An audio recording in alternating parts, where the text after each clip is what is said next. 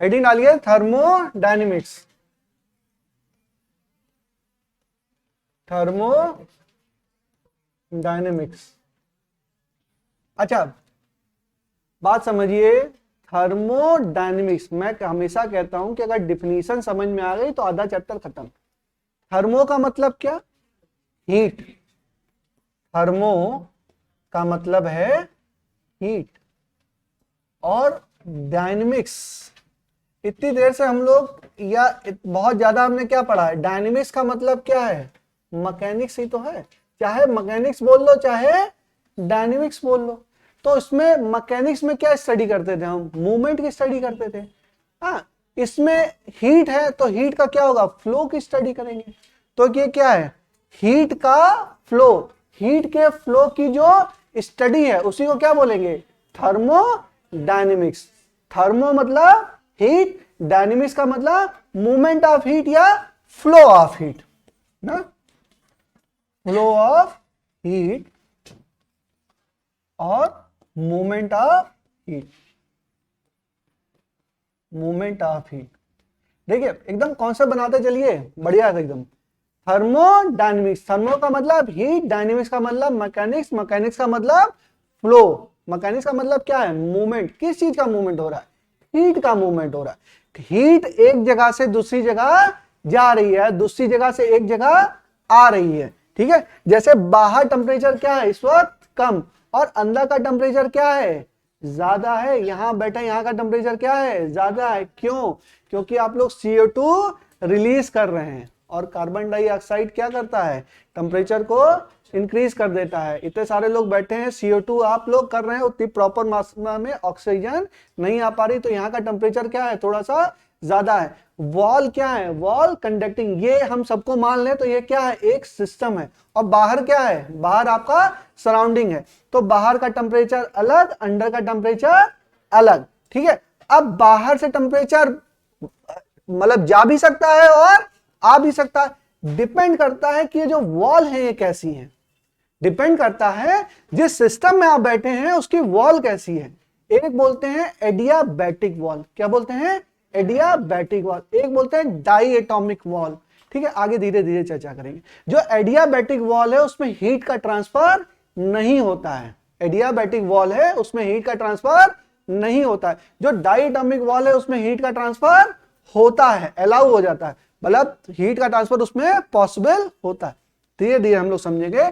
Thermodynamics हमने start की। Thermo का मतलब हीट, डायनेमिक्स का मतलब मैकेनिक्स, मैकेनिक्स का मतलब फ्लो ऑफ हीट। अब जिस तरीके से हीट आपकी मूव हो रही होगी उसको हम क्या करेंगे? उसकी हम स्टडी करेंगे। और देखिए आखिर इसमें पढ़ना क्या है? देखो थर्मो एक होता है, थर्मोडायनेमिक्स तो हो गया। अब देखिए थर्मोडायनेमिक स्टेट, थर्मोडायनेमिक स्टेट्स या पैरामीटर, या पैरामीटर। भाई कौन कौन से पैरामीटर हैं? भाई किसी कंटेनर में मान लीजिए गैस भरी है। कंटेनर में क्या है? गैस भरी है। उसका क्या होगा? कुछ प्रेशर होगा, कुछ इसका वॉल्यूम, और कुछ क्या है? टेम्परेचर है। तो कोई भी सिस्टम में कोई भी गैस भरी है उसकी स्टेट को मैं कैसे डिफाइन करूंगा? उसके प्रेशर, वॉल्यूम और टेम्परेचर की मदद से उसके स्टेट को मैं डिफाइन कर दूंगा। भाई ये क्या है? ये 19वीं सेंचुरी से पहले की बातें हैं। प्रेशर को आप फील कर सकते हैं, वॉल्यूम को आप फील कर सकते हैं, टेम्परेचर को आप फील कर सकते हैं, लेकिन काइनेटिक एनर्जी बहुत ज्यादा फील वगैरह, भाई काइनेटिक एनर्जी होती है, दिख थोड़ा ना रही है। वो तो अब मैं उसमें बता देता हूं कि बॉयल कर रहे हैं तो उसमें मूवमेंट हो रहा है, बट क्या लिक्विड की बात कर रहे हैं? किसकी बात कर रहे हैं? आइडियल गैस की बात कर रहे हैं। तो वो जो काइनेटिक मॉलिक्यूल को आप क्या देख सकते हैं आंख से? मॉलिक्यूल को आंख से देख नहीं कर सकते हैं। तो वो जो मॉलिक्यूलर थ्योरी है वो 19वीं सेंचुरी के, 19वीं सेंचुरी के बाद की घटना है। वो सारी क्या है? मॉलिक्यूलर स्टडी है। जैसे एक मॉलिक्यूल का हमने एनर्जी निकाल ली, फिर एन मॉलिक्यूल मतलब एक मोल की निकाल ली, फिर एन मोल की निकाली। तो ये सारी चर्चा क्या पढ़ी हमने? ये 19वीं सेंचुरी के बाद की पढ़ाई है। इसको बोलते हैं मॉलिक्यूलर लेवल पे। जब हम मॉलिक्यूलर लेवल पे चले गए तो हमने क्या पढ़ा? Kinetic theory of gas. और जब हम एज ए बल्क मान रहे हैं तो हम क्या मान रहे हैं? इसमें प्रेशर है, इसमें वॉल्यूम है, उसमें क्या है? टेम्परेचर। अब ये घटेगा बढ़ेगा, कहां से हीट आई, कितना वर्क डन किया, कितना इंटरनल एनर्जी ये बढ़ा या घटा, तो उन सब की चर्चा करेंगे हम किसके अंदर, थर्मोडायनेमिक्स। क्योंकि यहां पर क्या है, हीट का आदान प्रदान हो रहा है, हीट इधर आ रही है या जा रही है, हीट के आने या जाने से क्या हो रहा है, कुछ वर्क डन हो रहा है, सिस्टम या तो वर्क कर रहा है या तो सिस्टम पर वर्क हो रहा है। और सिस्टम किससे मिलके बना है, सिस्टम एक कन्फाइंड सरफेस है, एक बाउंड्री है। जैसे आप लोग इस क्लास में बैठे हैं तो ये this class make a system. अच्छा, बगल में दूसरी क्लास भी मान लीजिए चल रही है तो एक अलग सिस्टम है, लेकिन आपके लिए वो क्या है, सराउंडिंग। आपके लिए तो सराउंडिंग है, वो अलग क्लास अपने में एक सिस्टम हो सकती है, लेकिन वो क्या है, आपके लिए क्या है, सराउंडिंग। आपका इतना ही सिस्टम है। आप अगर मैं कह दूं कि आप दौड़िए, यहां से आपको फ्री कर दिया जाए, तो आप दौड़ेंगे तो कहां जाएंगे भाई, इसी वॉल में टकराएंगे ना। आप जब समझ लीजिए आप सारे गैस मॉलिक्यूल हैं और आप रैंडम मोशन कर रहे हैं, तो रैंडम मोशन करेंगे तो कहां करेंगे भाई, इसी में तो करेंगे, और कहां चले जाएंगे। तो बाहर की चीज क्या है, सराउंडिंग, और ये क्या है, सिस्टम। और डिफाइन कैसे किया गया, आपको डिफाइन कैसे किया, गैस मॉलिक्यूल को डिफाइन किससे किया गया, प्रेशर से, टेम्परेचर से और वॉल्यूम से। मॉलिक्यूलर लेवल पे अलग तरीके से डिफाइन करते हैं, वो हमने खत्म कर लिया। बाद की स्टडी हमने पहले पढ़ी, पहले की स्टडी हम बाद में पढ़ रहे हैं। समझ में आया, केटीजी हमने पहले खत्म कर लिया। अब क्या आया, थर्मोडायनेमिक्स। बात समझ में आ गई।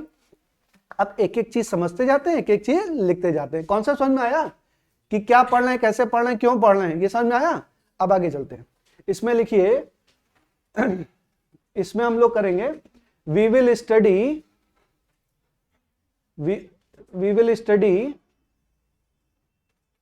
exchange of heat energy between body, exchange of heat study between the body, and also the conversion of heat energy, also the conversion of heat energy into mechanical energy, heat energy and mechanical energy. We will study exchange of heat energy between body and also the conversion of heat energy into mechanical energy and vice versa. heat energy जो होगी वो convert किस में होगी, mechanical energy में, या mechanical energy convert होगी किस में, हीट एनर्जी में। ठीक है, उन दोनों चीजों की स्टडी करेंगे। एक बार मैं लेआउट बता देता हूं कैसे हम लोग को पढ़ना है। जैसे ये सब चीजें हम लोग पढ़ेंगे, उसके बाद हम लोग क्या पढ़ेंगे, हम लोग वो पढ़ेंगे क्या कहते हैं, जीरोथ लॉ पढ़ेंगे, जीरोथ लॉ ऑफ थर्मोडायनेमिक्स। अरे सुना है नाम, कितने लोगों ने सुना है। फिर क्या पढ़ेंगे, फर्स्ट लॉ। फिर क्या पढ़ेंगे, सेकंड लॉ। सुना है कि नहीं सुना है भाई, नहीं सुना है, सुना होगा। ये क्या है, जीरोथ लॉ, नहीं सुना है। कितने बच्चों ने सुना है, जीरोथ लॉ नहीं सुना आपने।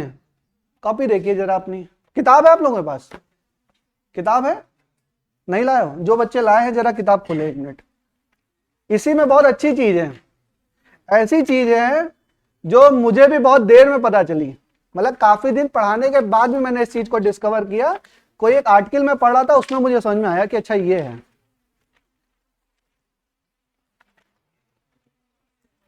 पेज खोलिए 11.2, 11.2, अरे 11.2 ओपन, इसका पढ़ो बेटा, क्या लिखा है, क्या लिखा है, zeroth law of thermodynamics. Zeroth law of thermodynamics कहता है कि एक सिस्टम, मान लीजिए कि एक सिस्टम है ए, और एक क्या है बी, और एक क्या है सी। अभी समझ लिया, अभी केवल भूमिका बना रहा हूं, ढंग से लिखाऊंगा। अगर टी ए टेम्परेचर ऑफ ये इसके साथ इक्विलिब्रियम में है, और जो ए है वो सी के साथ भी, ये टी ए बराबर टी बी और टी ए बराबर टी सी, तो टी ए टी बी क्या है, थर्मल इक्विलिब्रियम में है। टी ए और टीसी भी क्या है, थर्मल इक्विलिब्रियम में है। अगर एक सिस्टम किसी दो अन्य सिस्टम के साथ थर्मल इक्विलिब्रियम में होता है, तो ये दोनों सिस्टम भी क्या होंगे, एक दूसरे के साथ थर्मल इक्विलिब्रियम में होंगे। तो क्या होगा, टीबी बराबर टीसी, टीबी बराबर TC, temperature of B equal to temperature of C. इसको क्या बोलते हैं। अच्छा, तो जीरोथ ऐसा नाम क्यों पड़ा, अजीब सा नाम क्यों पड़ा, साइंटिस्ट का नाम है। ठीक है, तो ये आपको समझ में आया। अब ये साइंटिस्ट का नाम नहीं है, ये साइंटिस्ट का नाम नहीं, और यही मजे की बात है। देखो थोड़ा मैं इसको लिखने का तरीका चेंज करता हूं। आप लोग खुद बताएंगे, बोलो क्या है ये जीरो लॉ है, जीरोथ, ये जीरोथ नहीं है, शून्य वाला लॉ है। ये कौन सा लॉ है? ये शून्य। ये क्या है? First law. और ये क्या है? Second law. समझिए। अब जीरोथ लॉ मैं भी बहुत दिन तक पढ़ता रहा, बहुत दिनों तक पढ़ते रहे। फिर एक रिसर्च पेपर कहीं था, कोई आर्टिकल था, तो वहां पे मैंने पढ़ा। किसी बुक में नहीं दिया बेटा, कहीं दिखा देना मुझे ऐसा लिखा हो तो। किसी बुक में नहीं, S C Verma, DC Pandey, कहीं नहीं दिया है, किसी बुक में नहीं दिया है। जीरोथ लॉ ही लोग पढ़ते रहते हैं। लोग सोचते हैं साइंटिस्ट का नाम है, साइंटिस्ट का नाम नहीं है, समझिए। अच्छा, जीरोथ लॉ बनाया क्यों गया? हमेशा तो हम first law, second law, third law, Newton law पढ़ते हैं। कैसे पढ़ते हैं? First law, second law, third law, ऐसे पढ़ते हैं ना। एक्चुअल में ये जो डिस्कवर हुआ था, ये फर्स्ट लॉ, सेकंड लॉ के बाद ये डिस्कवरी हुई थी। ये जो डिस्कवरी हुई है जीरोथ लॉ की, ये सेकंड लॉ तक बन गया था, उसके बाद हुआ। अब इन लोग का, थर्मोडायनेमिक्स वालों का मन नहीं था कि हम थर्ड लॉ घोषित करें, मतलब थर्ड लॉ थर्मोडायनेमिक्स इनका बोलने का विचार नहीं था। तो उन्होंने कहा थर्ड लॉ नहीं बोलेंगे, इसको क्या बोलेंगे? जीरोथ लॉ बोल देंगे। मतलब एक से पहले क्या आ जाएगा? Zeroth law. तो इसको क्या बोल दिया गया? Zeroth law. ये जीरोथ नहीं है, क्या है ये? जीरोथ है। ये TH यहां नहीं लगा है, ये TH भाई फर्स्ट को कैसे लिखते हैं? ऐसे ना। और जीरोथ को क्या लिखेंगे ना? तो ये क्या है? जीरोथ। बहुत मजेदार चीज है, समझ में आ गया? तो ये क्या हुआ था? सेकंड लॉ के बाद आया था। तो थर्ड, एक्चुअल में तो उसको थर्ड लॉ थर्मोडायनेमिक्स बोलना चाहिए, लेकिन नहीं बोला, उनका मन था। तो कहा नहीं भाई, पीछे एडजस्ट कर लो कहीं पे। तो कहां एडजस्ट किए? कहीं फिर जीरो लॉ बता दो। तो ये क्या हो गया? Zeroth law of thermodynamics. Clear हो गया बच्चों? ठीक है, कोई अलग लॉ नहीं है, वही है फर्स्ट, सेकंड, थर्ड। तो थर्ड वाले को क्या बोल दिया गया? जीरो से स्टार्ट कर दिया गया। तो जीरोथ लॉ कोई नहीं है, ये क्या है? जीरोथ लॉ है। ठीक है, क्लियर हो गया? चलो, ये बहुत मेजर कंफ्यूजन है। बहुत बहुत बच्चों से पूछ लेना, समझ में नहीं आएगा किसी को। वो लोग यही बोलेंगे साइंटिस्ट है, कोई साइंटिस्ट नहीं है, ये जीरोथ लॉ। क्लियर होगी बातें? अब हम लोग अपने पे वापस आते हैं, जो हम लोग पढ़ रहे थे। अभी बहुत तेजी में आगे चले गए। तो इतनी सारी चीजें हमको क्या करनी है? पढ़नी है। समझ में आया? हमको पढ़ना है इन सब चीजों के बारे में। तो थर्मोडायनेमिक्स का हमको समझ में आया, thermo plus dynamics, thermo plus dynamics, इतना हमको समझ में आया। अब देखिए, तो इसमें हमने कुछ लिखा, हाँ एक लाइन और लिखो। It is the study of exchange of heat energy.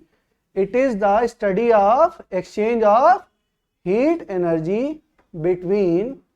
It is the study of exchange of heat energy between bodies, and it is the study of exchange of heat energy between bodies and conversion of heat energy into mechanical energy. Conversion of heat energy into mechanical energy. Conversion of heat energy into mechanical energy.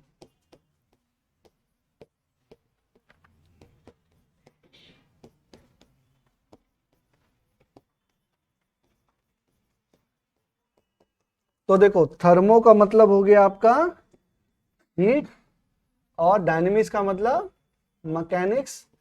तो thermodynamics को हम ये भी तो बोल सकते हैं heat mechanics. क्या बोल सकते हैं? Heat mechanics. ज्यादा क्लियर शब्द है ये। क्या है? Heat mechanics. और हीट का मतलब क्या है? हीट का मतलब है movement.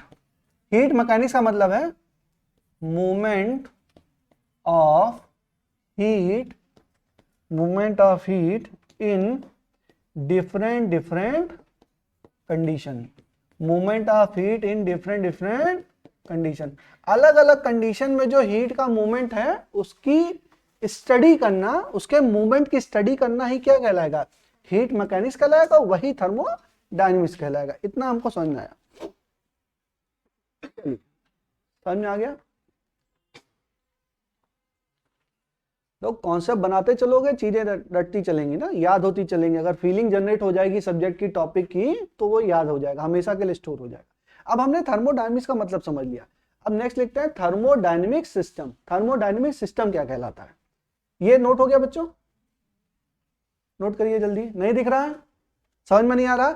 movement of heat in different condition, movement of heat in different condition.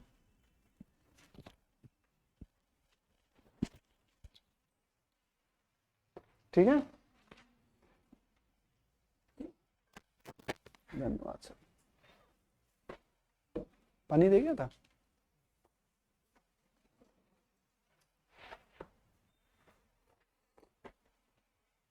लिखो लिखो थर्मोडायनेमिक सिस्टम, हेडिंग डालिए thermodynamic system. Thermodynamic system, thermodynamic system क्या है? तो मान लीजिए कोई सिस्टम है और इसमें क्या है, गैस के मॉलिक्यूल हैं। इसको कैसे डिफाइन कर रहे हैं? इसमें प्रेशर, वॉल्यूम और टेम्परेचर। तो इस सिस्टम को इसको हम बोलेंगे एक सिस्टम, इसको बोलेंगे हम एक सिस्टम। ये हो गया सिस्टम, और इसके जो आउटसाइड का एरिया है ये सब है, ये जो है ये सारा, ये क्या कहलाएगा आपका? ये सराउंडिंग। ढंग से समझते चलिए। सिस्टम किसका, जो सिस्टम है उसका प्रेशर डिफाइंड है, वॉल्यूम डिफाइंड है और टेम्परेचर डिफाइंड है, और उसकी बाउंड्री डिफाइंड है ना। उस किस कंटेनर में रखा गया है वो डिफाइंड है, उसकी बाउंड्री डिफाइंड है, और उसके आउटसाइड जो भी चीजें हैं वो क्या हो गई? सराउंडिंग, और जो अंदर की हैं वो क्या हो गई? सिस्टम। तो इसमें लिखिए collection of extremely large number of atom, collection of extremely large number of atom, collection of extremely large number of atom or molecule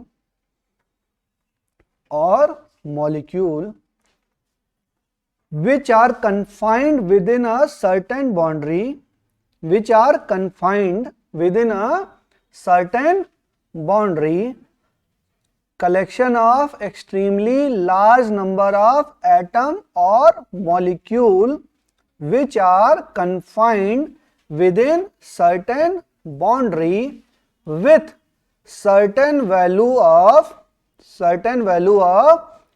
pressure, volume and temperature, pressure, volume और temperature।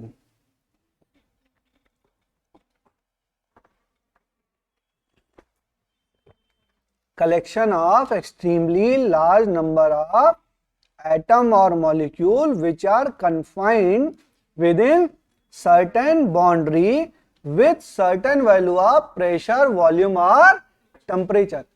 लिखना इतना important नहीं है, समझना ज्यादा important है। समझ में आ रहा है? कोई भी सिस्टम है उसकी बाउंड्री डिफाइंड है, उसका प्रेशर, उसके अंदर का प्रेशर डिफाइंड है, उसमें गैस मॉलिक्यूल बहुत सारे लार्ज है, उसका प्रेशर डिफाइंड है, वॉल्यूम डिफाइंड है और टेम्परेचर डिफाइंड है, और उसकी बाउंड्री डिफाइंड है, उसको क्या बोल देंगे? एक सिस्टम बोल देंगे, थर्मोडायनेमिक सिस्टम। और बाहर की चीजें सारी क्या है? वो आपकी सराउंडिंग है। लिखो this theory is developed before 19th century, this theory was developed before 19th century.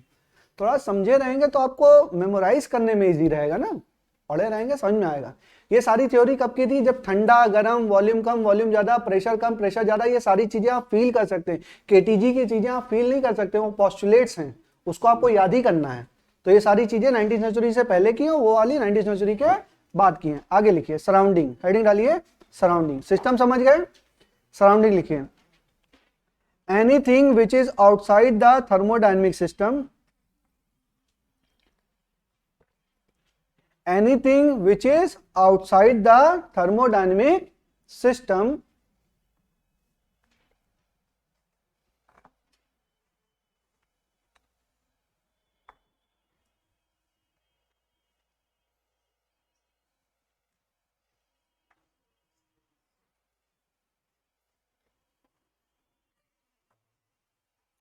anything which is outside the thermodynamic system which can exchange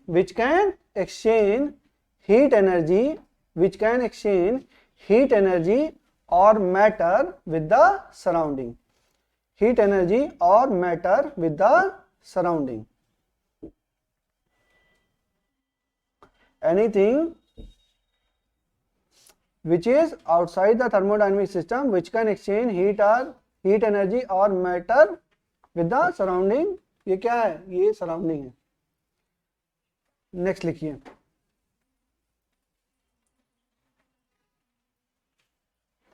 next लिखिए। अब सिस्टम देखिए तीन प्रकार के होते हैं, एक होता है ओपन सिस्टम, एक होता है क्लोज सिस्टम, एक होता है आइसोलेटेड सिस्टम। तीन तरह के सिस्टम है। सिस्टम हो गया, सराउंडिंग हो गया। अब सिस्टम तीन तरह के होते हैं, ओपन सिस्टम, क्लोज सिस्टम और आइसोलेटेड सिस्टम।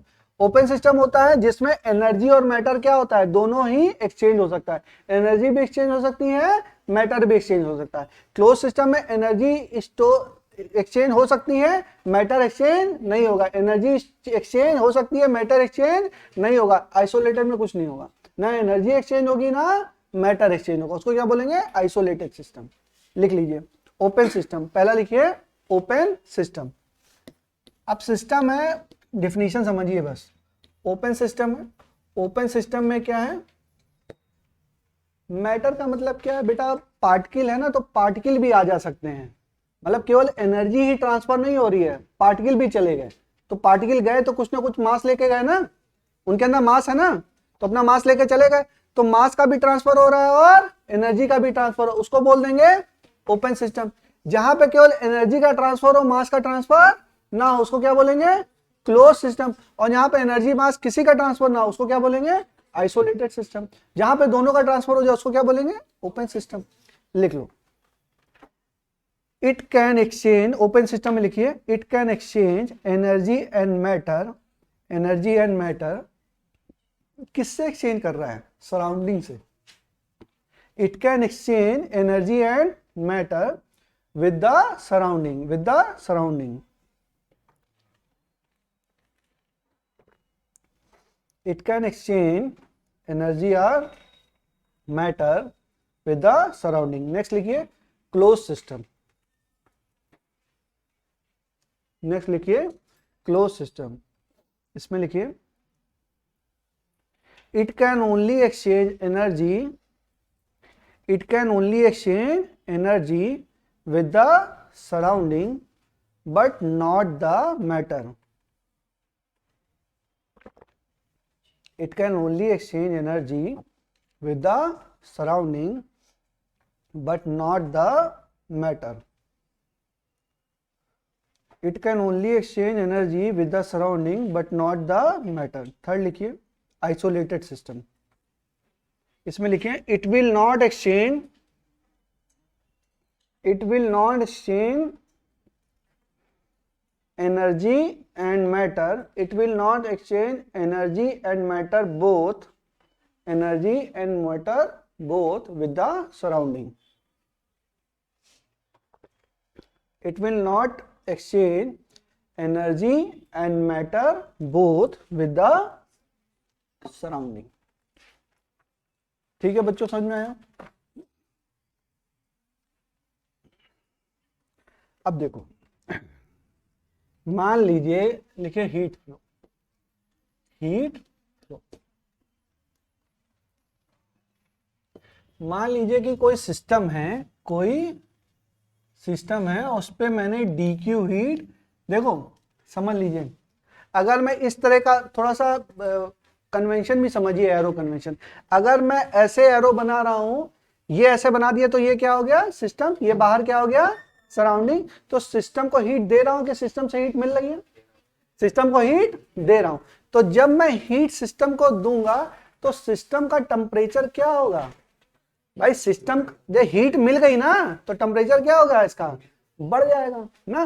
तो यहां पर बोलूंगा कि डी क्यू जो है वो ग्रेटर देन 0 है, क्योंकि हीट क्या कर रहे हैं, दे रहे हैं। इसको हम लिख सकते हैं, देखो चलो ऐसे मत करो, समझो कि ये सिस्टम है और सिस्टम को कुछ हीट दी जा रही है, कुछ हीट दी जा रही है। सिस्टम है और सिस्टम को कुछ हीट हम दे रहे हैं। अगर हीट दे रहे हैं तो चेंज इन हीट क्या होगा, चेंज इन हीट क्या होगा, पॉजिटिव होगा। चेंज इन हीट क्या होगा, पॉजिटिव होगा। और समझो, जो डी क्यू है वो है क्या, हीट गिवन बाई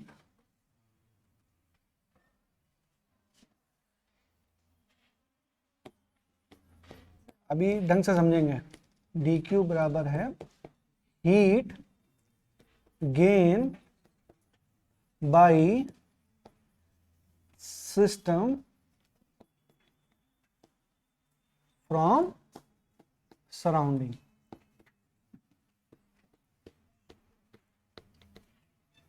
ढंग से समझिए, TQ क्या है? Heat gain bye system from the surrounding. भाई सिस्टम ही तो, इसमें हीट दिया तो सिस्टम की हीट क्या हो गई? बढ़ गई। ठीक है, तो DQ हीट क्या होगा? हमेशा पॉजिटिव। भाई हीट इसको क्या हुई? मिली, तो हीट क्या है इसकी? Greater than 0। तो है क्या ये? Heat gained by system from the surrounding या heat loss by the surrounding to the system. दोनों चीजें बोलूं तो बात एक ही है, या heat gain by the system from the surrounding, या इसी चीज को मैं क्या कर सकता हूं? Heat loss by the surrounding to the system. भाई सराउंडिंग की हीट लॉस है और सिस्टम की हीट गेन है। समझ पा रहे हैं कि नहीं? ठीक है, इसी को लिखो, heat lost by surrounding to system. भाई लॉस किया तो किसको, किसके लिए लॉस किया? सिस्टम में लॉस किया। भाई सराउंडिंग की हीट कहां चली गई? सिस्टम में चली गई। ठीक है, बोलो।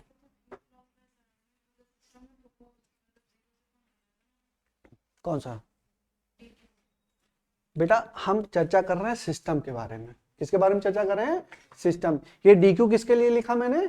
सिस्टम के लिए लिखा। समझ लो, इसको लिख लो। DQ ये किसके बारे में कर रहे हैं? ये सिस्टम। बात समझो, DQ क्या है? Heat gain by the system from the surrounding. Heat gain by the system by the surrounding. तो सिस्टम ने क्या किया? हीट को गेन किया, तो पॉजिटिव हुआ ना। सिस्टम ने हीट गेन किया तो पॉजिटिव, और उसी को मैंने लिखा, क्या लिखा? Heat loss by the surrounding to the system. अब क्या हुआ? हीट का लॉस हुआ। किसकी हीट का लॉस हुआ? सराउंडिंग का। अगर सराउंडिंग ने लॉस किया तो गेन किसने किया?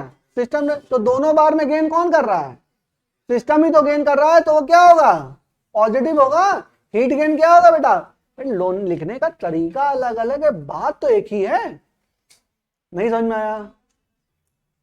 Heat gain by the system from the surrounding. तो किसको एनर्जी मिल रही है? हीट किसको मिल रही है? सिस्टम को मिल रही है। अब उसी को मैंने दूसरा तरीके में बोला, heat loss by the surrounding to the system. अब किसको हीट मिली? अभी भी तो सिस्टम को मिली। तो सिस्टम की हीट क्या हुई? बढ़ गई। सिस्टम की हीट क्या है? बढ़ गई। तो जितनी भी थी, भाई कम तो थी नहीं, तो जितनी भी थी वो ग्रेटर देन 0, ग्रेटर देन 0। ठीक है, इतना समझ में आया सबको? क्लियर है?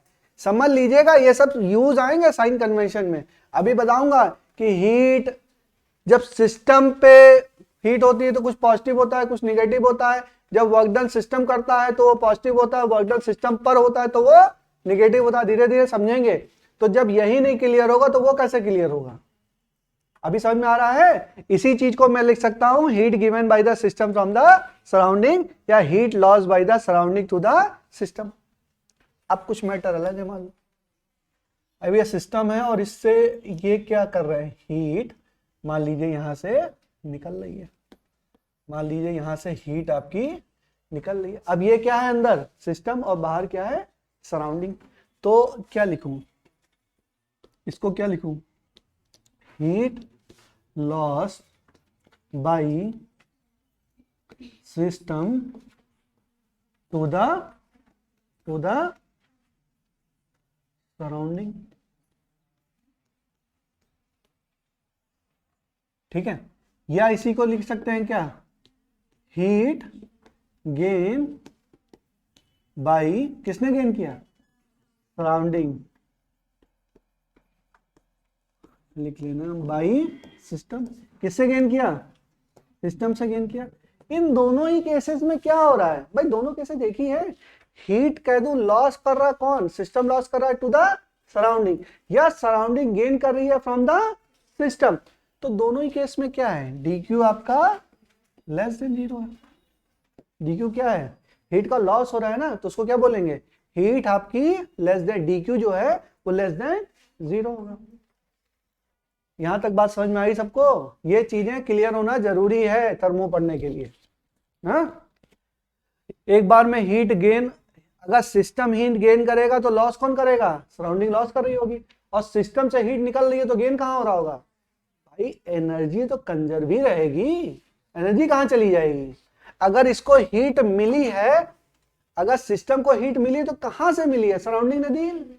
अगर सिस्टम ने हीट कहीं दी है तो कहां दी है? सराउंडिंग में दी है। भाई एनर्जी कंजर्वेशन लॉ है ना, एनर्जी तो क्या रहेगी? Remains conserve. एनर्जी तो क्या रहेगी? Remains conserve. तो हीट एनर्जी क्या है? Remains conserve.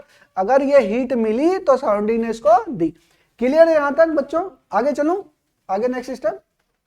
चलिए, इतना अगर आपको समझ में आता है तो हेडिंग डालिए adiabatic wall.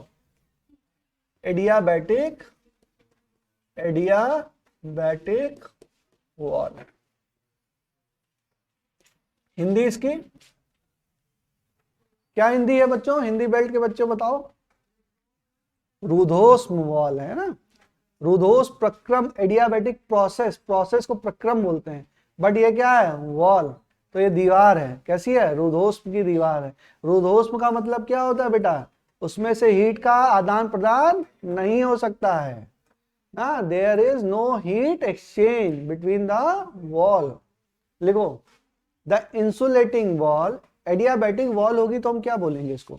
The insulating wall which does not allow, the insulating wall which does not allow the heat flow, which does not allow the heat flow from one place to another, from one place to another।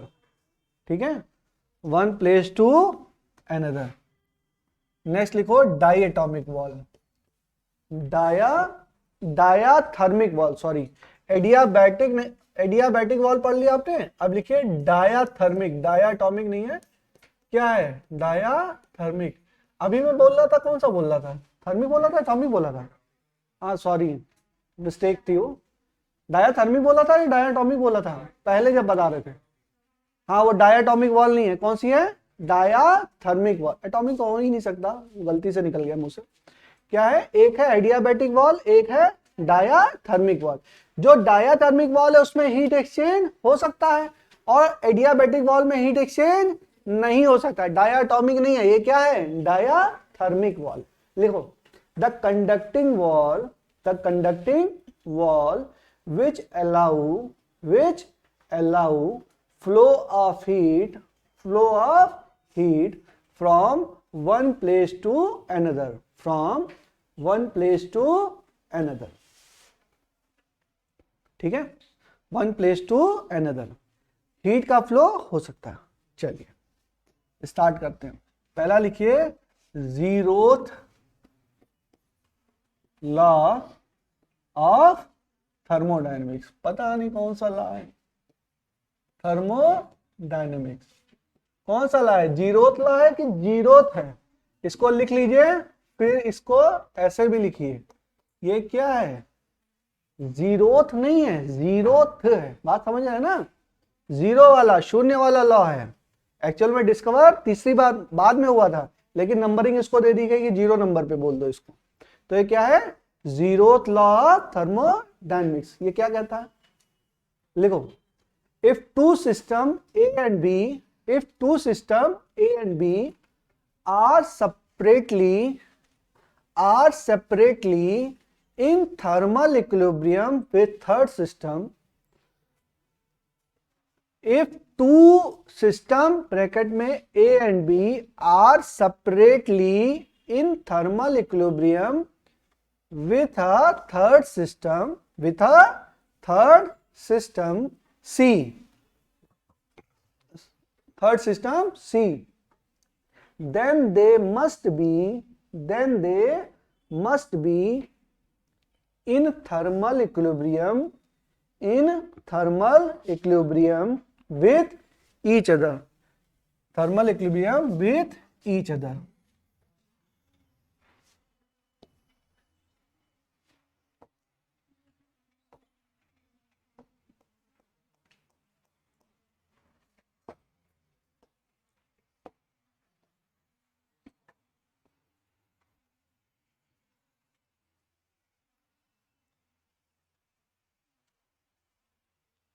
ये आपकी जो है ये है adiabatic wall, adiabatic wall.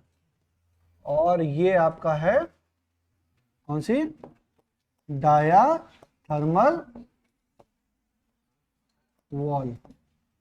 और ये है ए, यहां पर बी और यहां पर सी।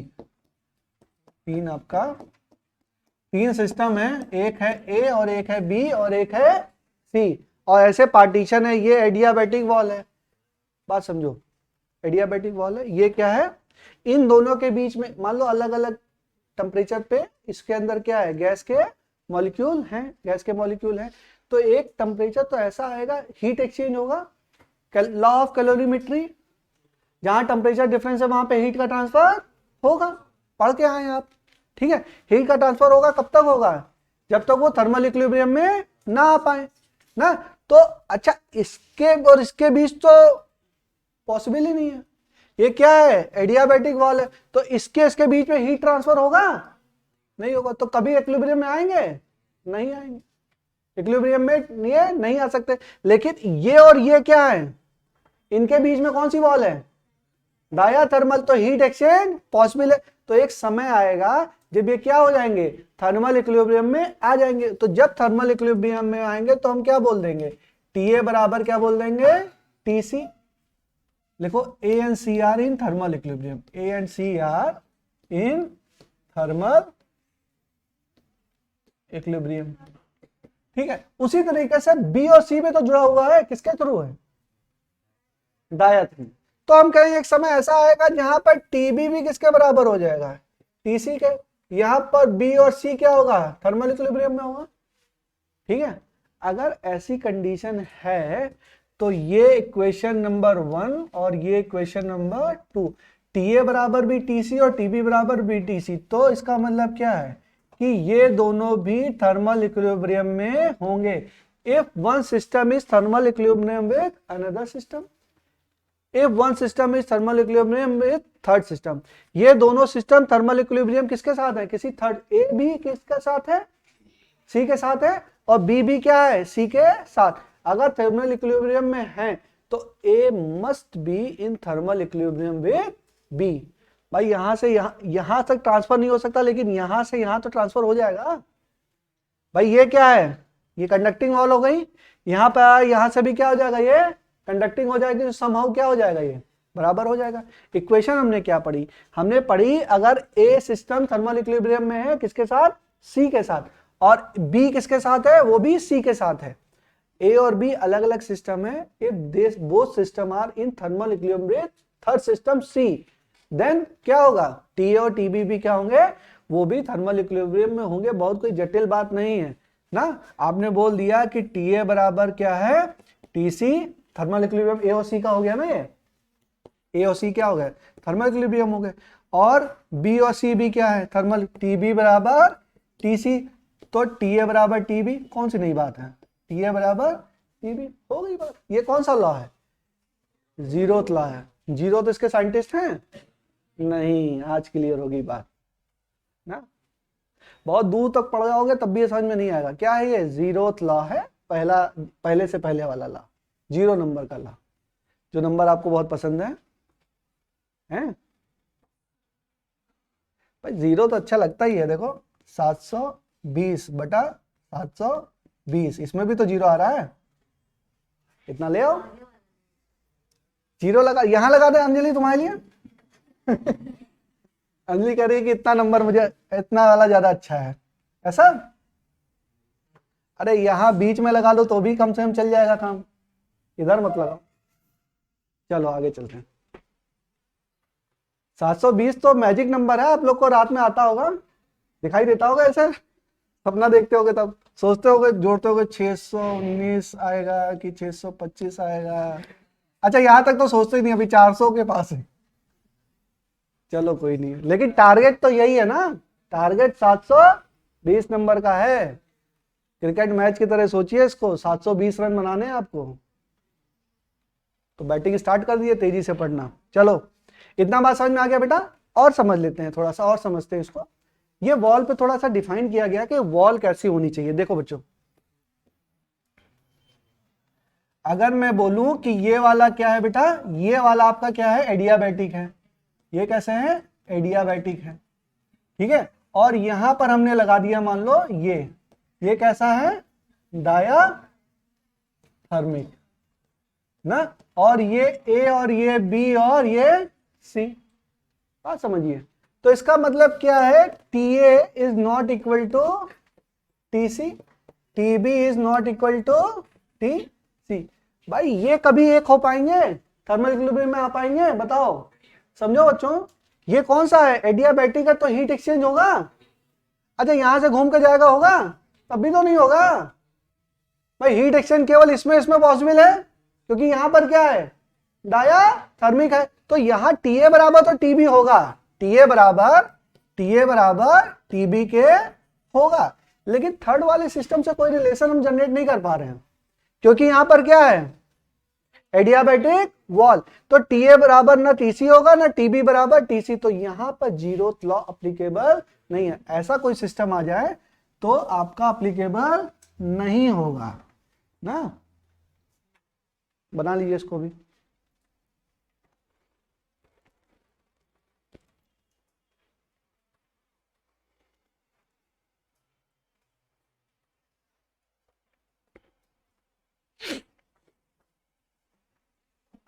चलिए, तो थर्मोडायनेमिक्स का मतलब क्लियर, थर्मोडायनेमिक्स सिस्टम हम लोग ने समझ लिया, सराउंडिंग समझ लिया, जीरोथ लॉ समझ लिया। अब कौन सा लॉ, फर्स्ट लॉ, ठीक है, सीक्वेंस से पढ़ेंगे, पहले 0 नंबर पढ़ा, अब फर्स्ट लॉ, फिर सेकंड लॉ। चलिए लिखिए, हो गया बच्चों, कोई नई चीज इसमें, बिल्कुल नई चीज नहीं है, समझ में आ रहा है। क्या हुआ नेहा, नहीं समझ में आ रहा, थोड़ा एनर्जी के साथ बैठा करो क्लास में, ऐसे दुखी मत हुआ करो, है, थोड़ा खुश रहा करो। दुखी होने से कुछ नहीं होगा लाइफ में, खुश रहिए। एक कहावत है रामचरितमानस की कि होई है वही जो राम रचि राखा, कोकर तक बढ़ावे शाखा।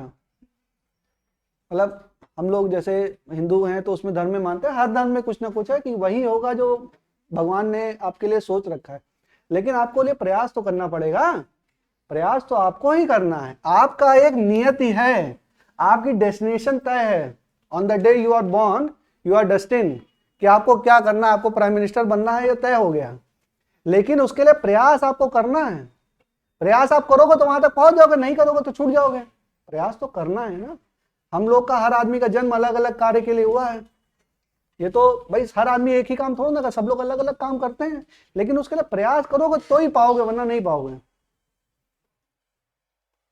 चलिए आगे चलें, एक साइड बिजनेस सोचना शुरू कर दीजिए, अब दे देने वाला ज्यादा हो जाता है कभी कभी ना। चलो आगे चलते हैं, फर्स्ट लॉ ऑफ थर्मोडायनेमिक्स शुरू कर दें क्या, विक्रम बताओ, हैं? First law of thermodynamics.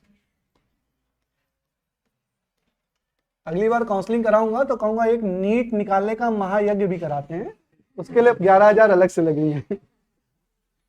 अच्छा वो लोग खुशी खुशी देंगे, क्योंकि सुपरस्टिशन इतना है, चाहे फीस ना दें, लेकिन वो जो यज्ञ करा देंगे ना, बच्चा आपका कंसंट्रेट हो जाएगा, उसका मन लगेगा पढ़ाई में। 11,000 का यज्ञ कराते हैं, वो दे देंगे लोग, पढ़ाई के लिए चाहे देना दे।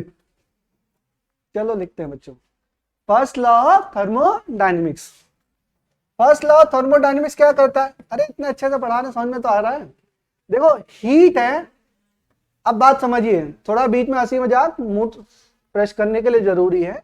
सिस्टम है, सिस्टम में मैंने क्या दिया, हीट इसको दी, क्या दिया, हीट इसको दी, तो ये क्या करेगा, इसकी इंटरनल एनर्जी बढ़ाएगा, डेल्टा डी यू।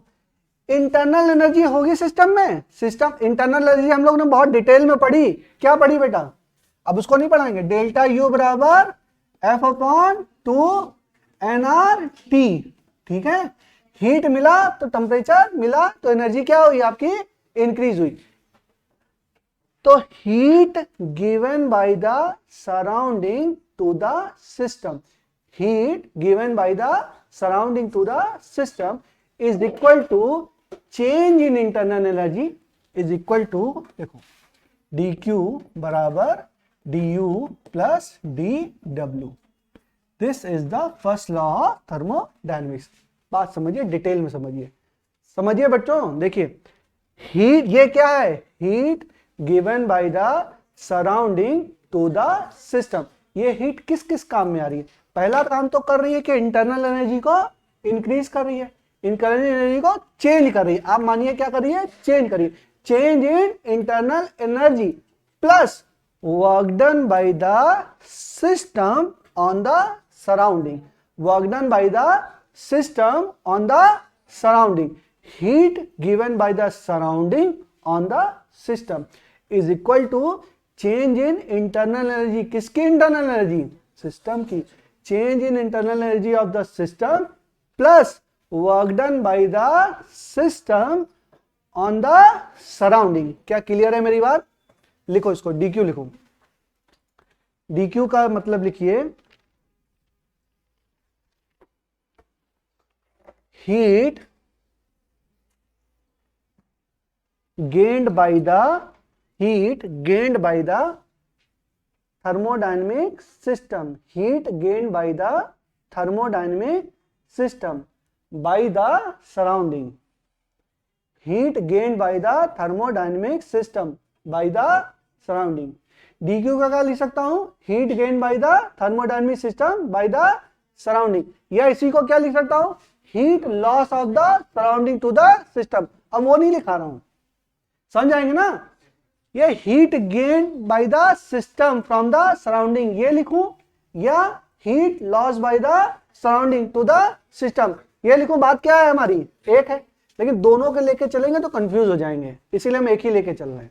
क्या है, डी क्यू क्या है, heat gained bye the system from the surrounding. फिर लिखो डी डब्ल्यू, डी डब्ल्यू लिखिए work done by the thermodynamic system, work done by the thermodynamic system on the surrounding, work done by the thermodynamic system on the surrounding।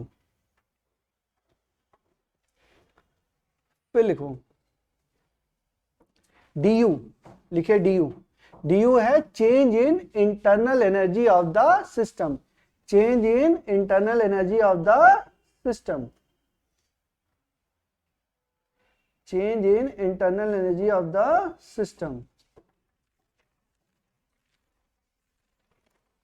ठीक है, change in internal energy of the system, ये हो गया हमारे पास।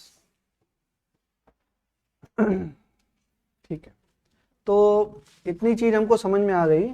तो एक बात और है कि जब मैंने डेल्टा यू बोला बराबर क्या है, F/2 और NR डेल्टा T।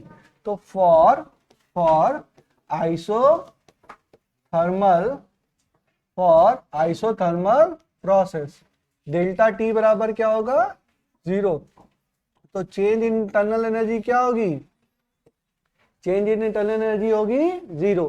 और मैंने क्या बोला, डी क्यू बराबर D U plus D W. इसको इस टर्म में भी लिख लो, डेल्टा क्यू बराबर delta U plus delta W, इसको भी लिख लीजिए। ठीक है, अगर हमारा ये वाला केस है तो यहां पर डी क्यू बराबर delta U plus delta W, तो डी क्यू बराबर क्या, डी क्यू डेल्टा क्यू बराबर क्या, डेल्टा डब्ल्यू, यानी कि heat gain by the system, heat gain by the system from the surrounding is work done by the system to the surrounding. ठीक है, heat क्या होगा, हीट जितनी ही गेन करेगा सिस्टम सराउंडिंग से, उतना ही वर्क डन कौन करेगा, सिस्टम करेगा सराउंडिंग में। कब करेगा, जब हमारा आइसोथर्मल प्रोसेस होगा, जब हमारा टेम्परेचर क्या होगा, हमारा कांस्टेंट होगा। ठीक है, लिखो फॉर आइसोथर्मल प्रोसेस, इसको लिख लीजिए पहले, फिर इसको लिखिए आइसोथर्मल, फिर ये लिखिए ये, इसके नीचे लिखो हीट गिवन टू सिस्टम। ये क्या है, heat gain by the system है या heat given to the system, heat gain by the system या heat given to the system, बात एक ही है ना। जितनी दोगे उतनी तो बढ़ेगी, ना। तो heat given to the system लिखो, heat given to the system is equal to, heat given to system is equal to work done by the system, work done by the system on the surrounding, work done by the system on the surrounding. Clear है बच्चों?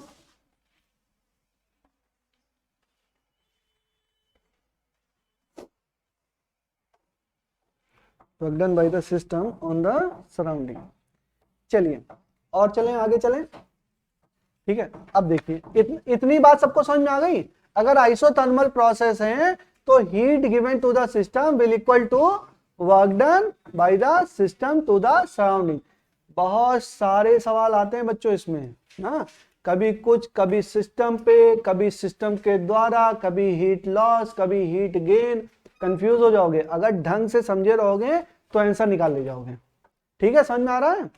चलिए एक मान लीजिए कि अच्छा कोई भी सिस्टम है, उसको हम कैसे डिफाइन करते हैं बच्चों, आप बताइए।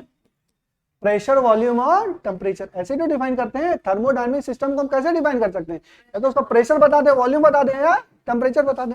तो मान लो कि ये पीवी कर्व है ना, पीवी ग्राफ है, और उसका एक पॉइंट ये है, दूसरा पॉइंट ये है, और यहां से यहां एक है रास्ता, फिर यहां से यहां, और ये यहां से यहां। तो ये मान लेते हैं फर्स्ट पॉइंट, इसको बोलते हैं P1 V1, और इसको बोलते हैं P2 V2, और ये है आपका 1, और ये है आपका 2, और ये है आपका 3। तो तीनों प्रोसेस में आपकी इंटरनल एनर्जी क्या होगी? तीनों ही प्रोसेस में इंटरनल एनर्जी आपकी क्या होगी? चेंज इन इंटरनल एनर्जी क्या होगी? देखो P1 V1 है ना, बात किसकी चल रही है, चर्चा किसकी चल रही है? आइडियल गैस की, आइडियल गैस के मॉलिक्यूल्स की बात चल रही है ना। तो PV बराबर nRT तो हमेशा लगा सकते हैं, PV बराबर nRT। तो T बराबर क्या? PV upon nR। अगर P1 V1 दिया है तो टेम्परेचर कितना? हाँ, P1 V1 अपॉन nR। तो यहां पे एक कोऑर्डिनेट और डिफाइन कर देता हूं, P1 V1 अपॉन nR। कह दूं ये PV कामा T हो गया। ठीक है, कर सकते हैं। इस पे कर देते हैं एक और, इसका बोलो P2 V2 अपॉन nR। ये क्या हो गया? डिफाइन हो गया। क्लियर? अब देखो पहले वाले के लिए देखिए, फॉर्मूला क्या कहता है? फॉर्मूला कहता है कि dq बराबर क्या है? du plus dw। तो du बराबर क्या? dq minus dw। du बराबर क्या? dq minus dw। ठीक है, अब देखिए, चाहे मैं पहले पाथ के लिए निकालूं, चाहे मैं दूसरे पाथ के लिए निकालूं, चाहे मैं तीसरे पाथ के निकालूं, भाई du फॉर 1 क्या होगा? f upon 2। ठीक है, और इसको बोल दो T1 बच्चों, इसको बोल दो T2, nR डेल्टा T। तो डेल्टा T क्या है? T2 minus T1। पहले पाथ के लिए भी T2 माइनस T1, दूसरे के लिए भी T2 माइनस T1, तीसरे के लिए भी T2 माइनस T1। तो डेल्टा U चाहे 1 के लिए निकालूं पाथ के लिए, चाहे 2 के लिए निकालूं, चाहे 3 के लिए निकालूं, क्या होगा? सेम होगा। क्यों? क्योंकि जो इंटरनल एनर्जी है वो पाथ पर डिपेंड नहीं कर रही है, केवल इनिशियल और फाइनल पोजीशन पर डिपेंड कर रही है। ये तो अभी हमने पढ़ा है, पढ़ा रखा ना अभी इंटरनल एनर्जी वाले में ना। यहां से आपको पता, क्योंकि फॉर्मूले में कुछ आ ही नहीं रहा, फॉर्मूले में क्या आ रहा है? केवल टेम्परेचर डिफरेंस आ रहा है, final temperature minus initial temperature. तो हम कह सकते हैं कि du1 बराबर du2 बराबर du3। और du क्या होता है बोलो? तो इसको बोलते हैं dq1 माइनस बराबर dq2 माइनस dw2 बराबर dq3 माइनस dw3। लिख लो इसको, इक्वेशन निकाली हमने ना, ऐसी इक्वेशन आपको यूज पड़ेगी आगे।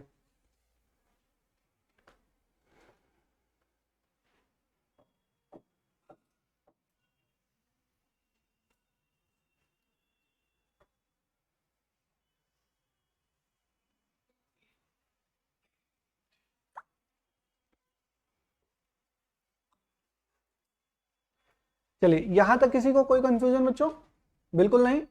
हीट गिवन जो होगी, हीट किसी सिस्टम को दोगे तो इंटरनल एनर्जी को बढ़ाएगा या चेंज करेगा, plus work done by the system on the surrounding.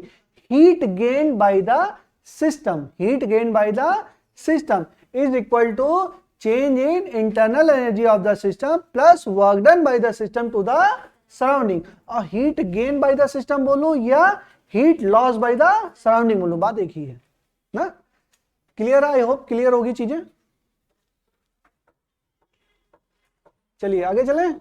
इतना तक पहुंचे आप लोग? पहुंचे सब लोग? चलो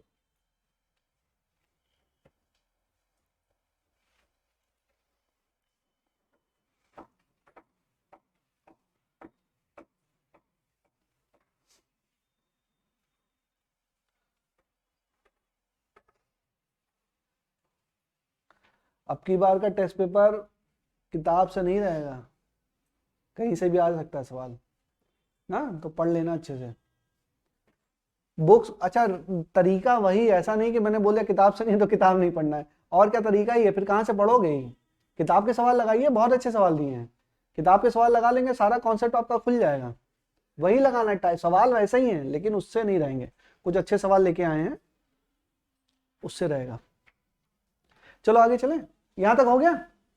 चलिए अब देखिए बच्चों, थोड़ा सा और साइन कन्वेंशन के बारे में थोड़ा समझते हैं। साइन कन्वेंशन के बारे में थोड़ा समझने की हम लोग कोशिश करते हैं, ठीक है। चलिए देखिए हम सिस्टम बनाते हैं, यहां पर हो गया पी क्यू, ठीक है ना। थोड़ा और डिटेल में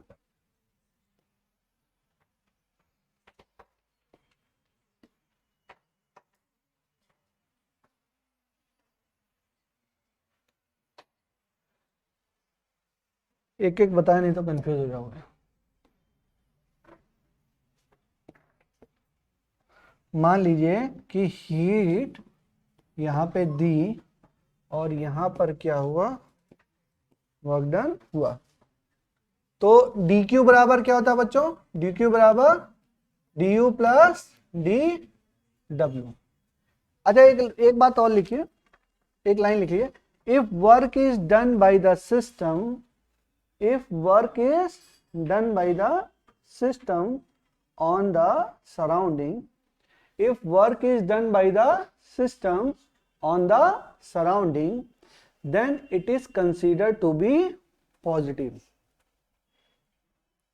If work is done by the system on the surrounding, then it is considered to be positive and vice versa। vice versa का मतलब सराउंडिंग अगर सिस्टम पे वर्क करेगी तो क्या होगा, वो निगेटिव होगा, ठीक है। If work is done by the system on the surrounding, then their work is considered to be positive. अब देखो बच्चों, डी क्यू क्या है, डी क्यू क्या है, हीट क्या हो रही। अगर मैंने एरो ऐसे बनाया है, अगर एरो ऐसे बनाया है तो सिस्टम क्या कर रहा है, हीट को गेन कर रहा है, तो ये क्या होगा बच्चों, ये होगा आपका पॉजिटिव, ये क्या होगा पॉजिटिव। और यहां पर सिस्टम वर्क कर रहा है किस पे, भाई एरो ऐसे बना रहे, इसका मतलब क्या, work done by the system on the surrounding, ये क्या होगा, सिस्टम वर्क कर रहा है किस पे, सराउंडिंग पे, तो क्या होगा पॉजिटिव। सराउंडिंग वर्क करेगा सिस्टम पे तो क्या होगा नेगेटिव। तो अभी एरो इधर है ना, सिस्टम से किधर जा रहा है, सराउंडिंग, तो वर्क डन कैसे हो रहा है, सिस्टम से सराउंडिंग की तरफ, तो ये क्या होगा, ये भी आपका पॉजिटिव होगा। तो यहां से डी यू, और ये देखो ये डी क्यू की वैल्यू तो ज्यादा ही होगी, D Q by D Q D U plus D W है, तो डी क्यू की वैल्यू तो क्या होगी, ज्यादा होगी। तो डी यू बराबर क्या, D Q minus D you, या अरे डी यू बराबर क्या, D Q minus D W, ये भी पॉजिटिव और ये भी पॉजिटिव, तो ये क्या होगा, ये जीरो ग्रेटर देन जीरो, यानी कि चेंज इन इंटरनल एनर्जी क्या होगा, ग्रेटर देन जीरो। लिख लो, इस केस में क्या होगा, चेंज इन इंटरनल एनर्जी क्या होगा, greater than zero.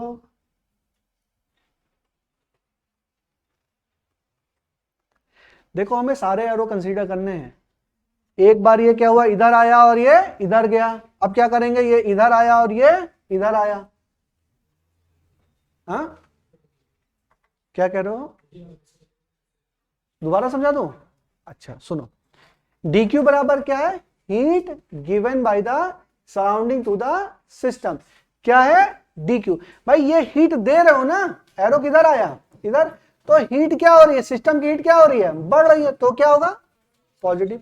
Heat gain हो रही है ना, हीट गेन, किसकी हीट गेन, सिस्टम की। हम किसकी चर्चा कर रहे हैं, सिस्टम की एनर्जी की चर्चा कर रहे हैं ना, तो सिस्टम की हीट क्या हो गई, इंक्रीज हो गई, तो उसको क्या बोलेंगे, पॉजिटिव। ठीक, अब ये मैंने कन्वेंशन बता दिया, अगर सिस्टम वर्क करता है सराउंडिंग पे तो क्या होगा, वर्क डन पॉजिटिव, और सराउंडिंग वर्क करती है सिस्टम पे तो क्या होगा, नेगेटिव। तो यहां पर एरो क्या दिखा रहा है, सिस्टम वर्क कर रहा है किस पे, सराउंडिंग पे, तो ये क्या हो गया बच्चों, पॉजिटिव, और ये पॉजिटिव और ये भी पॉजिटिव। अब ये वाला तो हमेशा ही क्या होगा, ज्यादा होगा, क्योंकि dq क्या है, dq में du प्लस dw है ना, तो ये जब dq माइनस ये क्या होगा, ज्यादा होगा, ये होगा, ये भी, ये थोड़ा सा कम होगा, ये भी पॉजिटिव ये भी पॉजिटिव, तो बड़े पॉजिटिव में छोटा पॉजिटिव निकला तो क्या हो गया, ग्रेटर देन 0। इतना समझ में आया सबको? तो हमारा चेंज इन इंटरनल एनर्जी क्या है, greater than 0, change in internal energy greater than 0। इसको फर्स्ट बना लेना, पहले सिस्टम की चर्चा हो रही है ना, फर्स्ट लिख लो, फिर लिखो सेकंड, सेकंड में लिखिए। अब ये सारे एरो की चर्चा करनी है हमको, अब यहां पे एरो क्या करें हम, एरो हम चेंज कर देते हैं। चलो नया डायग्राम आप लोग बनाएंगे, यही नहीं कि पुराने में चेंज कर दीजिए, ये क्या हो जाएगा dq, पुराने में चेंज नहीं करेंगे, फॉर्मूला वही है, dq बराबर du प्लस dw, तो du बराबर क्या, dq माइनस dw। अब बार बार मैं लिख नहीं रहा हूं, du बराबर dq माइनस dw लिख लूं, कंफ्यूज नहीं होंगे, समझिए, this is the original formula. कौन सा, कहां से आया है, first law of thermodynamics.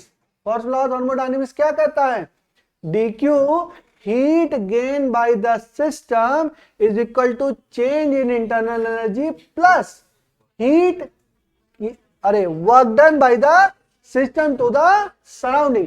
This is the first law of thermodynamics. अब कब पॉजिटिव है, कब निगेटिव है, कब क्या कहानी है, ये हमको एक एक चर के समझनी है, और ये क्वेश्चन में आएगा, समझ तभी पाओगे जब समझे रहोगे ढंग से।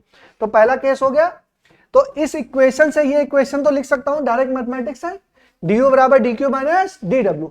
अब dq क्या है बच्चों, अकॉर्डिंग टू एरो पॉजिटिव है, dw क्या है, निगेटिव है, निगेटिव में निगेटिव और जुड़ा तो ये क्या हो गया, पॉजिटिव। तो फाइनली हमारा du क्या हो जाएगा, ये ग्रेटर देन 0। यहां पर भी चेंज इन इंटरनल एनर्जी क्या होगी, ग्रेटर देन 0। नहीं समझ में आया, यहां पे work done by the surrounding to the system, arrow इधर लगा है ना, तो work done by the surrounding to the system क्या होगा, नेगेटिव होगा।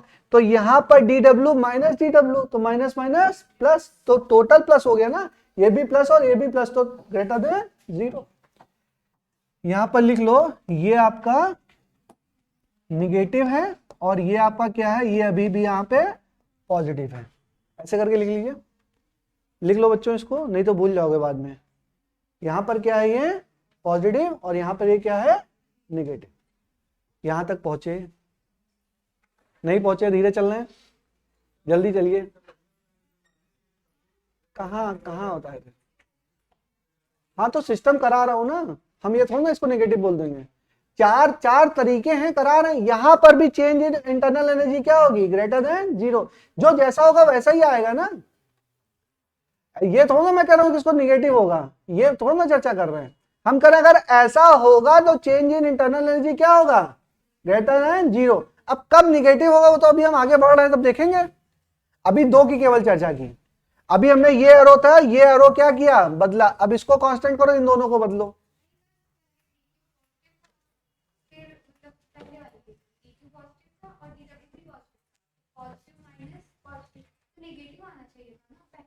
पॉजिटिव माइनस नेगेटिव, नेगेटिव आना चाहिए,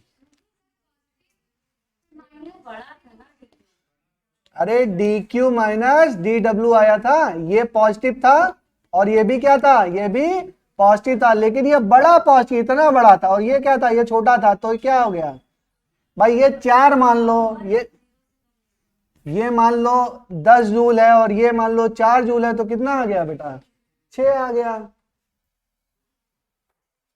समझ में आया? चलो, खोपड़ी तुम लोग की हिलती रहती है, समझ में नहीं आता है। आ गया समझ में बच्चा, आ गया?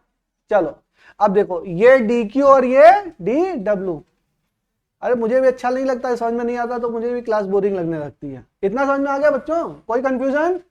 अब नेक्स्ट करते हैं, देखो अब थर्ड पॉइंट देखते हैं।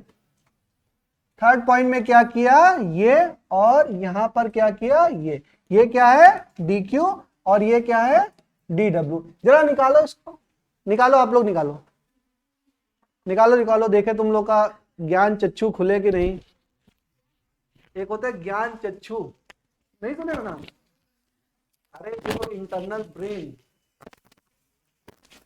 जैसे भगवान बुद्ध को ज्ञान की प्राप्ति हुई थी तो उनके ज्ञान चक्षु खुल गए थे ना।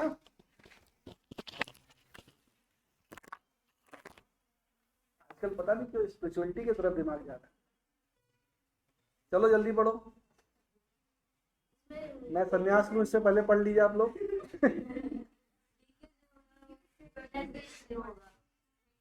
थोड़ा समझते हैं बच्चों, ध्यान से समझते हैं। हमें देखो फॉर्मूले में गलती नहीं करनी है। आप बात समझिए, क्या क्या निकला बेटा आपका? पॉजिटिव निकला, नेगेटिव निकला? नेगेटिव निकला, नेगेटिव आ रहा है सबका। चलो और ढंग से समझते हैं, ढंग से समझते हैं। देखो डी क्यू बराबर क्या होता है, D U plus D W. ये तो फर्स्ट लॉ हमसे कह रहा है भाई, लॉ है ना, लॉ तो गलत नहीं हो सकता, लॉ हमें यही कहता है कि यही है। तो डी यू बराबर क्या है, D Q minus D W. अब देखो ये डी क्यू क्या है, यहां पर क्या हो रहा है, हीट लॉस हो रही है, हीट लॉस हो रही है, तो ये क्या हो जाएगा नेगेटिव माइनस। अब बताओ ये क्या हो रहा है, ये work done by the system on the surrounding, ये क्या है पॉजिटिव, तो ये पॉजिटिव है ना, ये माइनस साइन तो लगा ही है, तो ये minus D Q minus D W, ये क्या minus of D Q plus D W, तो ओवरऑल ये क्या हो गया निगेटिव हो गया, तो डी यू क्या हो गया लेस देन 0। अब कुछ बच्चे कहते हैं सर ये क्या आपने लिख दिया, ऐसा क्यों लिख दिया, पहले ऐसे लिखा था फिर ये क्यों लिख दिया, पहले डी क्यू लिख रहे हैं फिर माइनस डी क्यू लिख रहे हैं, क्यों लिख रहे हैं माइनस डी क्यू, क्योंकि ये तो बेटा फॉर्मूला है, this is the law, this is the law. ये नेगेटिव साइन क्यों आ रहा है, लॉ की वजह से आ रहा है। अब जैसा और लॉ एक कन्वेंशन पर निर्धारित है, लॉ में कन्वेंशन है ना, क्या है ही कन्वेंशन है, कौन सा कन्वेंशन है, डी क्यू को क्या बोला गया है लॉ में, लॉ में बोला गया है कि heat gain by the system, और डी डब्ल्यू क्या बोला गया है work done by the system on the surrounding, उन चीजों को पॉजिटिव लिया गया है ना। तो यहां पर क्या हो रहा है, डी क्यू सिस्टम से निकल रहा है, तो हीट क्या हो रही है लॉस हो रही है, तो उसको बोल दिया निगेटिव, और यहां पे वर्क डन तो हो ही रहा है अभी system by on the surrounding, तो ये क्या होगा, ये तो पॉजिटिव होगा। इन दोनों की वैल्यू जब रखेंगे तो ओवरऑल क्या आ जाएगा हमारा निगेटिव। तो यहां पे इंटरनल एनर्जी क्या होगी, यहां पर इंटरनल एनर्जी क्या होगी, कम लेस देन होगी, इंटरनल एनर्जी क्या होगी यहां पर लेस देन होगी, ठीक है। हाँ चलो एक एक और आएगा, तीसरा हो गया ना ये। अब देखो चौथा, हाँ अब कौन सा बचा बच्चों, अब इसको पलट दो, इसको पलटा मारो, इसको करो ऐसे, ये क्या हो गया इधर डी डब्ल्यू। अब निकालो बच्चों, अभी भी क्या है डी क्यू बराबर D U plus D W, तो डी यू बराबर D Q minus D W. अब डी क्यू क्या है आपका निगेटिव है, माइनस डी क्यू, और माइनस ये क्या है बेटा, ये भी क्या है, ये भी निगेटिव है, तो क्या हो जाएगा minus D Q plus D W. अब ये क्या होगा, लेसर आएगा, लेकिन एग्जैक्टली हम नहीं कह सकते हैं, अब इसमें डिपेंड करता है कि dq बड़ा है कि dw बड़ा है। कोई क्वांटिटी है बेटा, देखो -4 + 5 कितना हुआ 1, और -6 + 4 कितना हुआ, तो जो क्वांटिटी बड़ी है उसी का साइन आ जाएगा ना। तो अगर dq बड़ा होगा तो ये क्या आ जाएगा, नेगेटिव आ जाएगा। अगर dw बड़ा होगा तो ये पॉजिटिव आ जाएगा। dq कैसे बड़ा होगा, कैसे कर सकते हो, हीट देंगे नहीं, हीट जा रही है, तो उसी के बेस पे कैसे होगा, नहीं हो सकता, उसमें वो कॉन्सेप्ट नहीं लगा सकते हो। जा रही है, कितना वर्क कर रहा है ये पता थोड़ा ना है भाई, हीट क्या कर रही है, लॉस कर रही है, और वर्क डन हो रहा है। अब कितना वर्क डन हो रहा है क्या पता, कितना वर्क डन हो रहा है, हीट लॉस हो रही है क्या पता, कितनी लॉस हो रही है, लॉस हो रही है, हो सकता है वर्क डन ज्यादा हो रहा हो, हीट लॉस कम हो रहा हो, ऐसा भी हो सकता है हीट लॉस ज्यादा हो रहा हो, वर्क डन कम हो रहा हो, कुछ भी कर सकते हैं ना। इसमें वो कॉन्सेप्ट नहीं लगेगा जो बता रही हूं, वो नहीं लगेगा, वो उसी में लगेगा, उसी वाले केस में, इस केस में नहीं लगेगा। भाई क्या पता हमको क्या हो रहा है, नहीं पता ना, तो यहां पर हमारा अननोन है। जनरली इसको मान लेते हैं कि नेगेटिव होता है ये, ठीक है, लिख लो du इज लेस देन 0, ये मान लेते हैं, बट यहां पे स्टार मार्क लगा देना, this condition is not justify, exactly justify नहीं है, क्वेश्चन इस तरह का नहीं आएगा, मतलब आएगा तो दिया रहेगा, इसके बारे में दिया रहेगा कि dw और dq क्या है, ये आपका कौन सा बड़ा है। But in general case, in general लिख लो कि du बराबर क्या होता है, लेस देन 0 है, यानी कि dq क्या है आपका ज्यादा है और dw आपका कम है, ये है। लेकिन कोई श्योरिटी नहीं है कि ये हो ही, पहले वाले केस में श्योरिटी थी लेकिन इसमें श्योरिटी नहीं है। ये जो फोर्थ केस है इस पे भी आप स्टार मार्क कर लीजिए, स्पेशल केस है ये, ठीक है। चलिए बच्चों,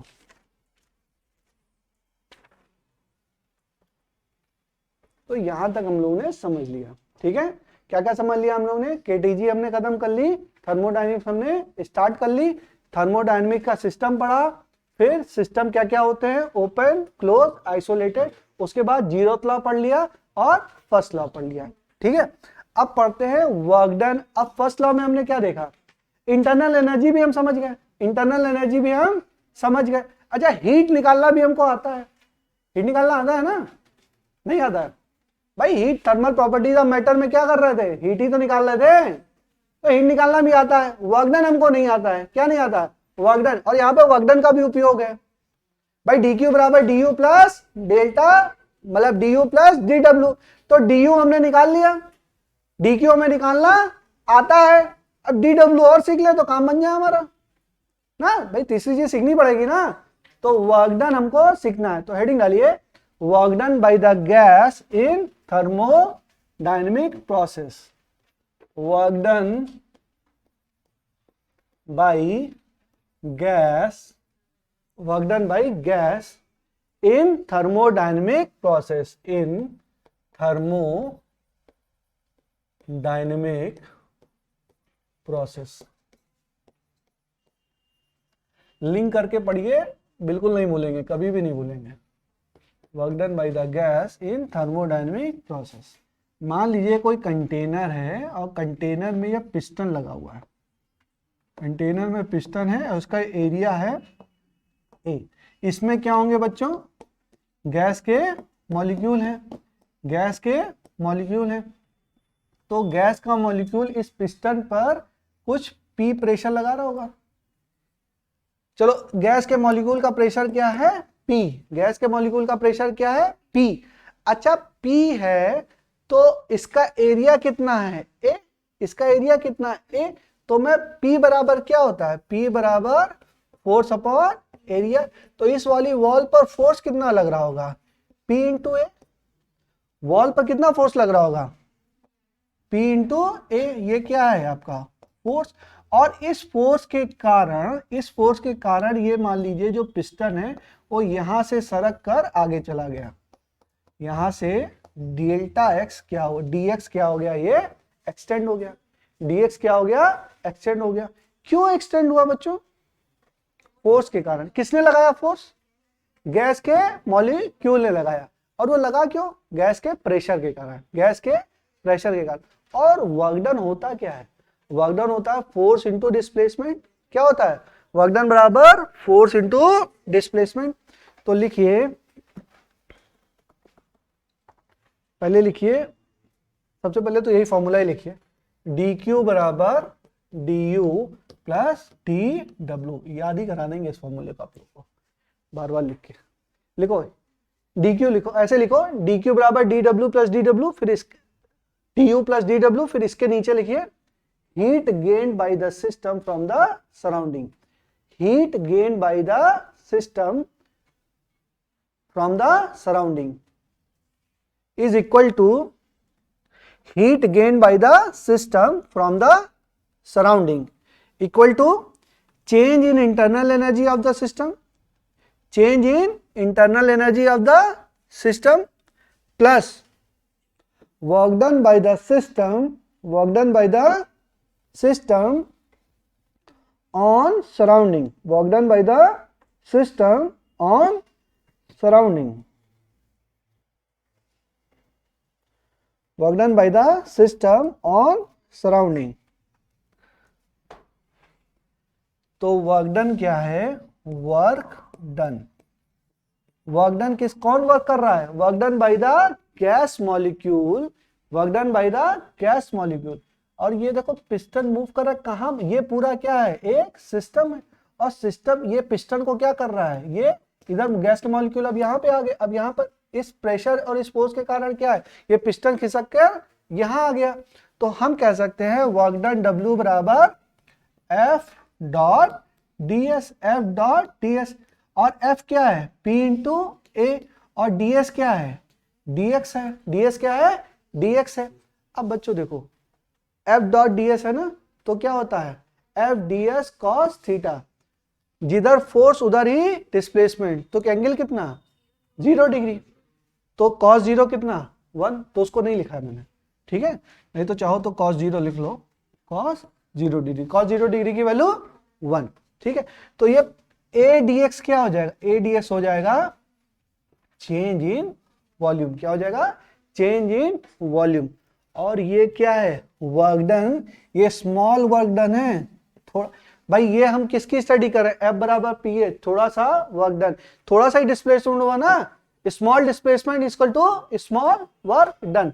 और टोटल वर्क डन निकालना है तो क्या करें, इंटीग्रेट करते हैं। टोटल वर्क डन निकालना है तो इंटीग्रेट कर लें। तो हम क्या करेंगे, total work done, total work done W बराबर integration P D V, integration P D V, P total W total बराबर P डी V, ठीक है।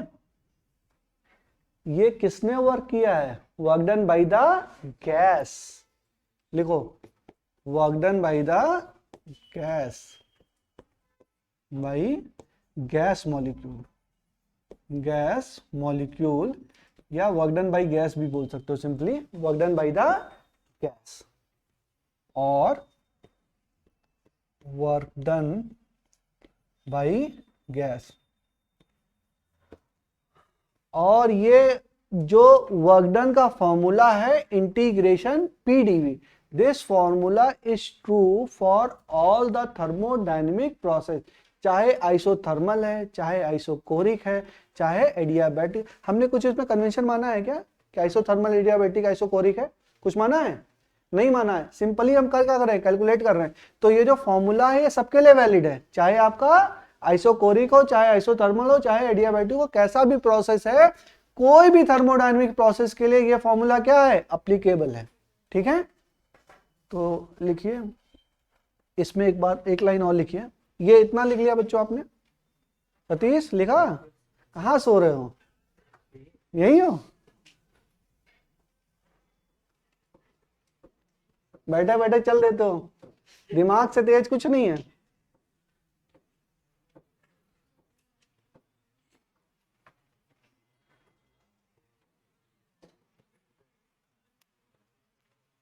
चलिए, बुलेट ट्रेन से भी तेज रफ्तार है दिमाग की, बैठे बैठे लंदन पहुंच जाओगे ना, मत पहुंचो, यहीं पे आओ।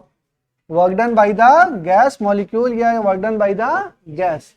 चलिए बच्चों समझ लीजिए, दिस लिखो, this is the work done. कोशिश करिए क्लास में चीजें समझ में आ जाए, नहीं तो किताब से समझना बहुत मुश्किल है ना। This is the work done by gas in any thermodynamic process. This is the work done by the gas in any thermodynamic process. और देखो इसका मतलब इंटीग्रेशन, ये पीडीवी का मतलब क्या है बच्चों, थोड़ा सा इंटीग्रेशन को याद करो, पढ़ाया था बहुत सालों पहले। क्या है ये, area under PV curve, area under PV curve, याद आया। जैसे कोई अगर ये होता था, ये कोई फंक्शन है मान लो f, और ये कितना डिस्टेंस है ये मान लो dx, तो क्या होता था एरिया इसका, एफ डी एक्स होता था। क्या होता था, F D x integration F D x को क्या बोल देते थे, एरिया। तो यहां पर पी डीवी है तो इसको क्या बोलेंगे, area under PV curve, area under PV curve. ये इंटीग्रेशन पढ़ाया था मैंने, एरिया अंडर पीवी कर्व। ठीक है, ये लिखो, छोड़ दें, कितने परेशान हो गई, छोड़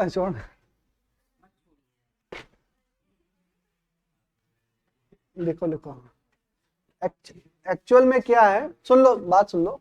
अरे पिस्टन वाला निकाल दिया क्या, पिस्टन, देखो बात समझ लो बच्चों, बात समझ लो। ये पिस्टन था ना, देखिए पिस्टन क्या कर रहा था, फोर्स लग रहा था, पिस्टन क्या कर रहा था, मूव कर रहा था। पिस्टन क्या कर रहा था, मूव कर रहा था। तो जो ये पिस्टन का मूवमेंट है, ये जो पिस्टन का, अरे 2 मिनट बस, नहीं पढ़ाऊंगा, नहीं लिखाऊंगा, बात सुन लो बस।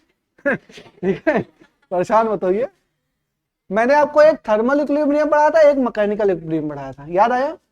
थर्मल इक्विलिब्रियम में टेम्परेचर हर जगह क्या था, सेम। मैकेनिकल इक्विलिब्रियम में क्या था, प्रेशर सेम था।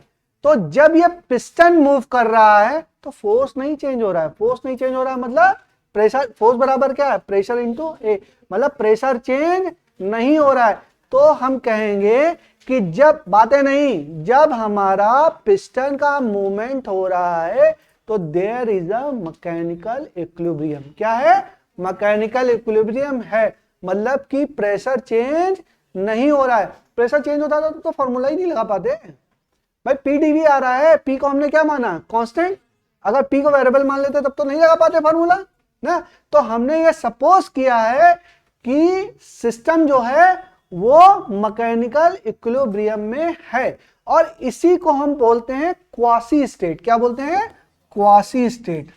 अब ये शब्द ऐसे ही लगते हैं, पता नहीं क्या लिखा हुआ है, क्वासी स्टेट। क्वासी स्टेट का मतलब क्या है, मैकेनिकल इक्विलिब्रियम आपका एस्टैब्लिश है। आपका मैकेनिकल इक्विलिब्रियम क्या है, स्टेट है, मतलब एस्टैब्लिश है। और ये जो मूवमेंट हो रहा है पिस्टन का, ये बहुत ही स्लो है। मूवमेंट क्या है, बहुत ही स्लो है, लिख लो। पिस्टन मूवमेंट, क्वासी स्टेट का मतलब क्या है, पिस्टन मूवमेंट क्या है, वेरी स्लो। और इस प्रोसेस में आपका क्या है, मैकेनिकल इक्विलिब्रियम एस्टैब्लिश है। मैकेनिकल इक्विलिब्रियम क्या है, एस्टैब्लिश है। ठीक है, मैकेनिकल इक्विलिब्रियम आपका एस्टैब्लिश्ड है। चलिए लिख लो, इसमें एक लाइन और लिखा है, वी आर इन मैकेनिकल, इतना परेशान होते तुम लोग।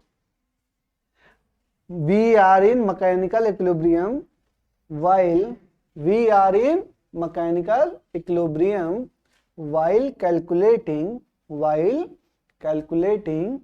work done by the gas, work done by the gas, work done by the gas। चलो ठीक है, आज के लिए इतना बहुत है। तुम लोग पढ़ते नहीं हो अच्छे से। गेट की कोचिंग पढ़ाते थे सुबह 9 से शाम को 6 बजे तक, मजा आता था पढ़ाने में।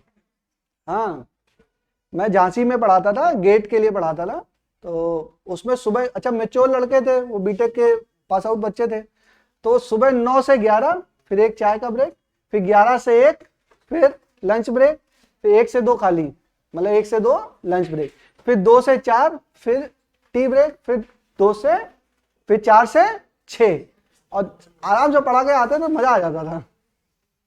किसी दिन रखते तुम लोग की लंबी क्लास।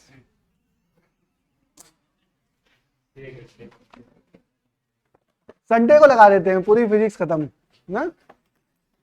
खत्म करना है बच्चों। देखो बात समझिए, थोड़ा आप लोग भी अपनी तरफ से दिखाइए इच्छा। मैं तो दिखा रहा हूं, अपनी तरफ से दिखाओ।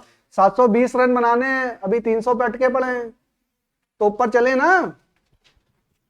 अगर T20 में रन बनाना है तो 12 ओवर से मेहनत करना शुरू कर देना है ना, तभी तो रन बनेगा।